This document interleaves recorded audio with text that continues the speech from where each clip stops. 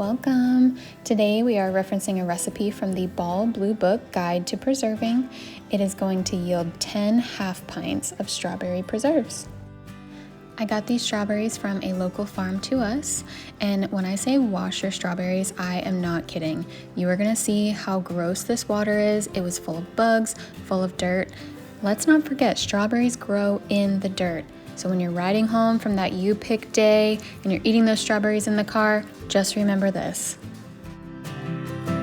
I'm definitely kidding. I'm not fear-mongering, but I'm not kidding. If you have to wash them 2 or 3 times, that's okay. The first one, I used baking soda. The second round, I'm doing just a little bit of vinegar. Just remember, we might share these, we might gift these. We want to make sure that we get as much bugs and dirt off as we can. Dirt never hurt anyone, but it's still gross.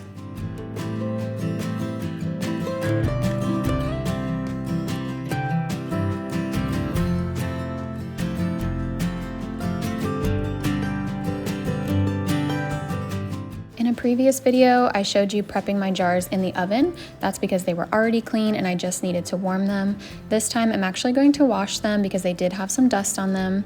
Another pro tip, someone told me you can just put your clean jars into the dishwasher on sanitize mode and it will keep them warm. It will take a lot of self-control not to eat all of these strawberries while cutting them, but you do have to do a little taste test, you know? So coming up in the next clip, we all love a time lapse. You're gonna see me cutting the tops off the strawberries. Save those for later. That's gonna come back later in the video. But cut your strawberries maybe in half or in 4 because then we're going to mash them after this. Another thing I felt was really helpful, I got these 2 little dish bins you can see to my left from the dollar store. They hold so much more produce or whatever you're prepping than a large bowl will. So I find these really helpful. I use these to wash my produce as well as just prepping anything that I need.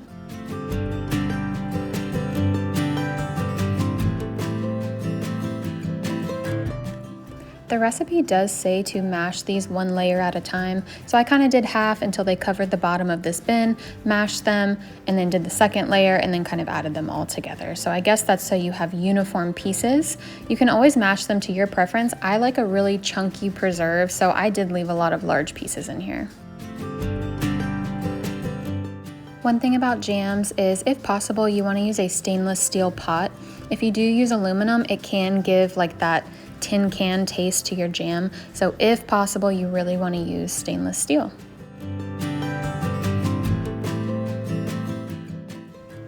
There are low sugar recipes and you can make this into a low sugar recipe or a sugar alternative.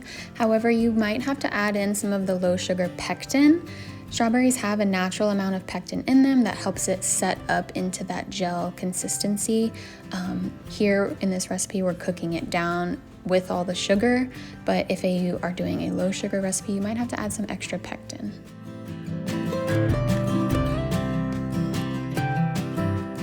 Here we go. While your jam is on low and it's just kind of getting up to temperature, make some strawberry top vinegar. This is going to be amazing in these summer salads coming up. It's really easy to make and it's a fantastic way to use up all of the pieces of your strawberries so that we're decreasing waste.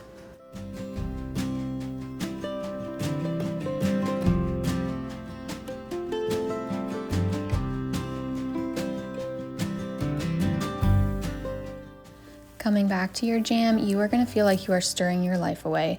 Get a candy thermometer. The goal is to bring it to 220. That should be a rolling boil that does not go down as you're stirring.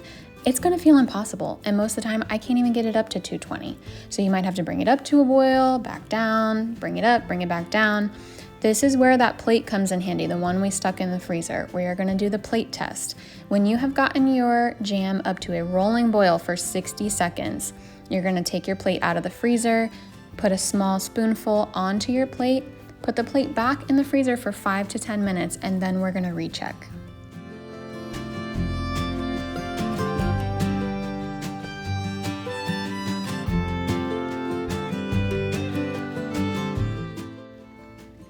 Here is where it's going to feel like you have been standing here forever. Be patient. Do not walk away from your jam. We're waiting the 10 minutes while our plate's in the freezer, and we need to keep an eye on our jam. This is one of those times where I've brought it up to a boil, I did my plate test, now while I'm waiting, I'm bringing it back down to just above, simmering where it's at a gentle boil, and I'm just gonna keep stirring it. You're gonna notice the consistency may be starting to change, it's starting to set up, so we just need to wait and check on our plate.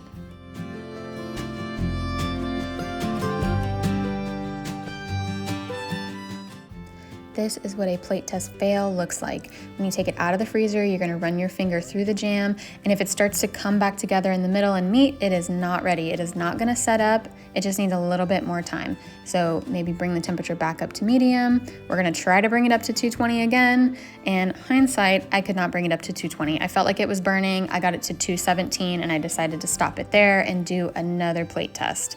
Here's where we did a second plate test, and the space stayed apart, so we are ready to go and to start filling our jars. Removing the foam does nothing other than make your jars look pretty. I personally don't care, but maybe if you gifted the jam to someone and they're like, oh, what is that foam on the top? They might think it's mold. It's not, and it's perfectly fine, but if you want it to look pretty, go ahead and spoon it out at this step. This is where you take your jars out of wherever they are. If it's the dishwasher, if it's the oven, or if it's hot soapy water like I had. You want to bring them out, make sure they are warm.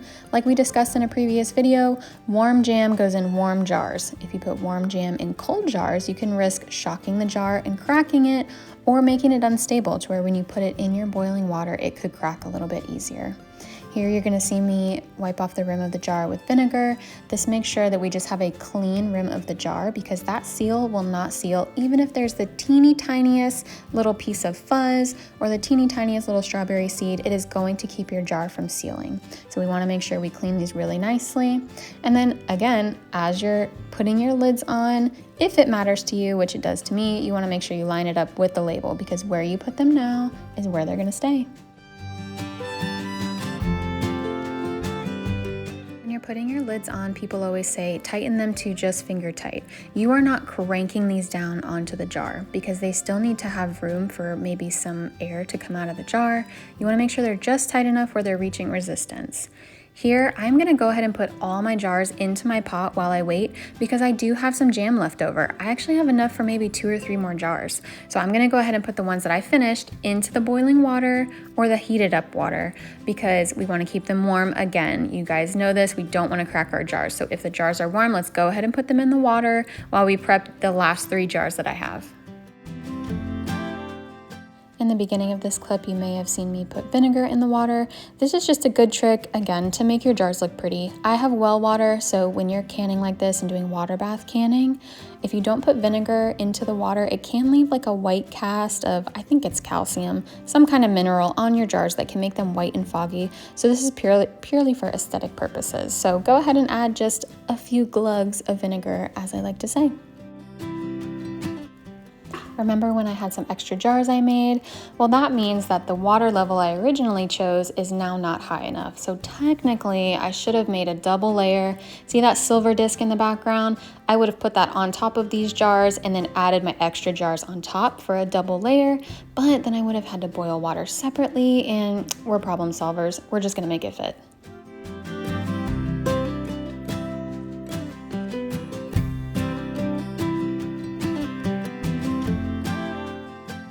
After we've let the pot rest for 5 minutes, we're gonna go ahead and start carefully removing our jars. I always feel like I'm playing that game Operation. You really cannot hit the jar onto another jar, and you can't hit it on the outside edge of the pot. The jars are so fragile when they're this hot that I've done it before. You barely touch it into another jar and it will shatter. So be super, super careful. Pretend you're playing the game Operation. This is sped up and it still looks like I'm going slow.